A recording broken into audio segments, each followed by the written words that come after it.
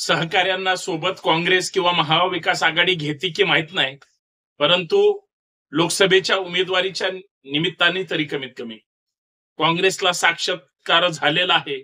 चांगल्या उमेदवारांना संधी दिली गेलेली आहे. कदाचित इतर उमेदवारांना सुद्धा चांगल्या लोकांना संधी देतील आणि भाजप हद्दपार करतील. कारण आता योग्य वेळ आलेली आहे लढण्याची. आता योग्य वेळ आलेली आहे 10 वर्षात जनतेला झालेल्या त्रासाचा बदला घेण्याची. आणि आता सगळ्यात महत्वाचं, या राज्यामध्ये किंवा देशामध्ये महागाई वाढवली, बेरोजगारी वाढवली, ज्या पद्धतीनं सगळ्या केंद्रीय एजन्सीजला हाताशी धरून, ज्या पद्धतीनं आमच्या महाराष्ट्रातल्या कुठल्याही पक्षाचा नेता असू द्या, तो विरोधी पक्ष आहे म्हणून ज्यांनी छळलंय, त्या लोकांना घरी बसवण्याची वेळ आली. म्हणून मित्रांनो, उठा उठा, निवडणूक आली आणि भाजपला घरी पाठवण्याची, बसवण्याची किंवा भाजपला आता हद्दपार करण्याची वेळ आली. आणि याच मुद्द्यावर आपल्याला चर्चा करायची आहे. कारण 18व्या लोकसभेच्या निवडणुकीच्या या देशातल्या रणसंग्रामाच्या निमित्तानं जी काही काँग्रेसने आता 7 लोकांची यादी जाहीर केली, त्याच्यामध्ये पुण्यातून रवींद्र धंगेकर साहेब त्या ठिकाणी जाहीर झाले, सोलापूरमधून प्रणिती शिंदे त्या ठिकाणी जाहीर झाल्या. काँग्रेसला कदाचित बळकटी येण्याचे दिवस सुरू झालेत. आता पप्पू सुद्धा पास झाला हे सांगा मोदी साहेबांना. पप्पू सुद्धा पास झाला सांगा त्या भाजपवाल्यांना. पप्पू सुद्धा पास झाला सांगा त्या प्रत्येक अंधभक्तांना. कारण हिनवत होते ते गांधींना, हिनवत होते ते राहुल गांधींना, हिनवत होते ते काँग्रेसला. फक्त आता महाविकास आघाडीच्या निमित्तानं, मग काँग्रेस असेल, शिवसेना असेल किंवा राष्ट्रवादी असेल, उद्धव ठाकरे साहेब असतील, शरद पवार साहेब असतील किंवा नाना पटोले आणि त्यांचे सहकारी असतील, आता तरी सगळ्यांनी एकत्र मिळून जे काही समविचारी आहेत, आमची तयारी आहे महाविकास आघाडी सोबत, पण तुमची तयारी आहे का सगळ्यांना सोबत घेऊन जाण्याची, हे सुद्धा शोधण्याची वेळ आली. म्हणून काँग्रेसला साक्षात्कार झाला. कमीत कमी चांगले उमेदवार जे तुल्यबळ असतील, जे लढू शकतील आणि लढले तर जिंकू शकतील. काँग्रेस किंवा एक उमेदवार स्वतःच्या जीवावर नाही चमत्कार घडवणार.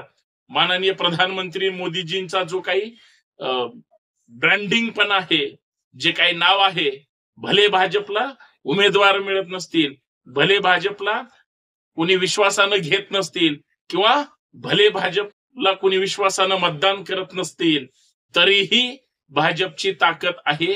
भाजप जगत जेते त्या ठिकाणी आहे, जगभर नाव आहे, देशभर मोदी साहेबांचा जय जयकार आहे. पण मतदारसंघात मात्र उमेदवार मिळायला संधी नाही. दुसऱ्याचा प्रचार करावा लागतो. याच्यापेक्षा वाईट गोष्ट काय असू शकते. पण ज्या पद्धतीचा लोकांना त्रास दिलाय, अचानक नोटबंदी केली, शेतकरी उद्ध्वस्त केला, दिल्लीत 150 शेतकरी कुणी मारले आणि त्या शेतकऱ्यांचा त्या ठिकाणी ज्या पद्धतीने अवमान करण्यात आला आणि शेवटी माफी मागून आंदोलन, ते काळे कायदे परत वापस घेण्यात आले, हे याच देशात घडलंय. ज्या पद्धतीचं सुडाचं राजकारण तुमच्या महाराष्ट्रात, तुमच्या इतर राज्यांमध्ये, तुमच्या मतदारसंघात, तुमच्या प्रत्येक भागामध्ये घडतंय. शिवसेना फोडली हो, शिवसेनेचे नेते पळवले. राष्ट्रवादी फोडली हो, राष्ट्रवादीचे नेते पळवले. काँग्रेस सुद्धा हळूहळू फोडण्यासाठी किंवा नेत्यांना पळवण्यासाठी प्रयत्न सुरू आहेत. त्यांच्या लोकांना त्यांचं कर्तृत्व सिद्ध करता येत नाही, म्हणून दुसऱ्यांना बोलवून त्यांच्याकडून ते काम करून घेतायत. कदाचित दुसऱ्याच्या जीवावरती शक्ती त्यांची मजबूत करतायत. आणि तुम्ही आम्ही काय करायचं, टाक सतरंजा दे घोषणा, टाक सतरंजा दे घोषणा. आता हे बंद केलं पाहिजे. आता कार्यकर्त्याला न्याय सुद्धा देण्याचं नेत्यांना विनंती आहे. थोडं तरी बघा. नेहमी आम्हाला दुर्लक्षित त्या ठिकाणी केलं जातं आणि समजा बघितलं जरी जात असेल तरी त्या ठिकाणी भाव दिला जात नाही. असं प्रत्येक महाविकास आघाडीतला किंवा इतर समविचारी कार्यकर्त्यांची कदाचित अनुभव आलेली मी एक कहाणी सांगतो. कारण ही फार गरजेची आहे, महत्वाची आहे. ही जर तुम्हाला आत्ता नाही कळाली तर नंतर कळणार नाही. म्हणून काँग्रेसला साक्षात्कार चांगले उमेदवार देण्याचा जरी झाला असला तरी त्याच्यासोबत कार्यकर्त्यांचं जाळं, हितचिंतकांचं जाळं आणि खास करून मतदारांचं सक्षम जाळं उभं करणं गरजेचं आहे. उदाहरण याच्यासाठी तुम्हाला अपेक्षित आहे कारण तुम्हाला लढायचंय.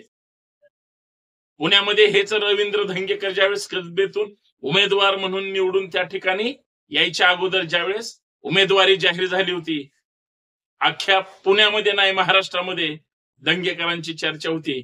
दंगेकर हे एक व्यक्ती आहे लक्षात घ्या, पण ज्यांच्या विरोधात दंगेकर उभे होते त्यांची देशात सत्ता आहे.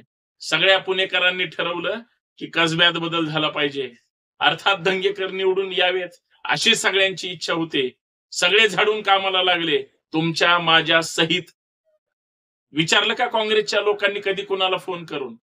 बोलवलं का कधी काँग्रेसच्या नेत्याने कुणाला त्या ठिकाणी कुठल्या कार्यक्रमाला बैठकीला? हा सुद्धा आता तमाम पुणेकरांनी आणि खास करून काँग्रेसच्या लोकांनी सुद्धा विचार करणं गरजेचं आहे. तुम्ही राष्ट्रीय पक्ष आहात, तुम्ही मोठे आहात, सगळी गोष्ट खरी आहे. साक्षात्कार तुम्हाला हाही होणं गरजेचं आहे. इतरांना सोबत घेतलं पाहिजे, त्याशिवाय काय होणार नाही. मी कदाचित बोलत असेल, मी फक्त एका काँग्रेस लोकांबद्दल बोलत नाही, तर त्यांच्या सोबत असणाऱ्या सगळ्या लोकांनी सुद्धा विचार केला पाहिजे. जर परत एकदा काँग्रेसचं ते वैभव, आमचा जन्म नाही झाला तुम्हाला मोठा करण्याचा, पण या देशामध्ये बलाढ्य शत्रूला जर हरवायचं असेल किंवा त्यांना नामोहरण करायचं असेल किंवा त्यांना मुख्य प्रवाहातून बाहेर ढकलायचं असेल तर सगळ्या समविचारांनी एकत्र येणं गरजेचं आहे. तुमच्याकडे तुमचे लोक नसतील, अरे पण लढणारी माणसं जर तुमच्या सोबत येणार असतील तर तुम्ही आता थोडा तरी विचार केला पाहिजे, तो साक्षात्कार. आणि जर ताकद मजबूत झाली, तुमच्यात असो नसो पण सगळे एकत्र आले तर तुमचं 12 हत्तीचं बळ तुमच्यात येणार आहे. मी कुठल्या नेत्याला नावं ठेवा किंवा एखाद्या नेत्याला त्या ठिकाणी कमी लेखावं एवढा मोठा मी नक्कीच नाही, परंतु मी जे सांगतोय ते इतकं महत्वाचं आहे कारण याच्यातून महाराष्ट्र बदलणार आहे, देश सुद्धा बदलणार आहे. जातीवादी पक्षाला, जातीवादी कळपांना आणि जे संविधान धोक्यात आणू पाहत आहेत, जे लोकशाही धोक्यात आणू पाहत आहेत, ज्यांना हुकुमशाही आणायचे, त्यांना आता योग्य वेळ आलेली आहे कात्रजचा घाट दाखवायची. त्यांना योग्य वेळ आलेली आहे निवडणुकीतून आणि महाराष्ट्रातून किंवा देशातून आता पळवून लावण्याची. कारण जो काही पवित्र मताचा हक्काधिकार आहे, जे एक मत, तुमचा एक खासदार देशाचा प्रधानमंत्री बदलू शकतो, ही ताकद फक्त मतदारांमध्ये आहे.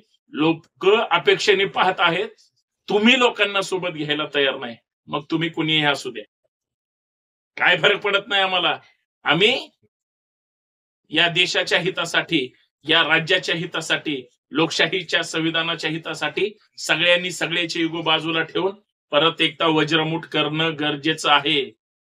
म्हणून चांगला उमेदवार दिलाय, त्यांचं अभिनंदन करत असताना सगळ्या नेत्यांना विनंती, आता तरी ताकदीनं या सगळ्यातून बोध घ्यावा आणि पुण्याचा असेल, सोलापूरचा असेल, महाराष्ट्रामध्ये जिथं जिथं उमेदवार दिलेले आहेत, मग तिकडे लातूर असेल किंवा अन्य मतदारसंघ असतील किंवा महाराष्ट्रामध्ये महाविकास आघाडीचेच 48 उमेदवार निवडून आले पाहिजेत. महाराष्ट्रात महाविकास आघाडीचा झेंडा संसदेवर इंडिया आघाडीच्या रूपानं त्या ठिकाणी फडकला पाहिजे. आणि जे तिंदट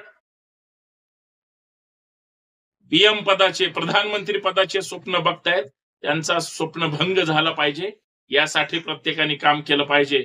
गरीब असतील, सर्वसामान्य असतील, शेतकरी असतील, कष्टकरी असतील, महिला असतील, तरुण असतील, या सगळ्यांनी हा देश वाचवणं गरजेचं आहे. आणि तो वाचवण्यासाठी आम्ही एकत्र येणं गरजेचं आहे. अन्यथा परत ही संधी येणार नाही. 5 वर्ष वाट बघण्यात तेवढे पेशन्स घालू नका. बदल आत्ताच आहे, आत्ताच करू शकता आणि आत्ताच करायचं आहे. म्हणून बदलायचंय. बटन जे काही असेल महाविकास आघाडीचं, जे काही चिन्ह असेल उमेदवाराचं, ते दाबून इतिहास घडवायचा आहे. धन्यवाद. जय जिजाऊ, जय शिवराय.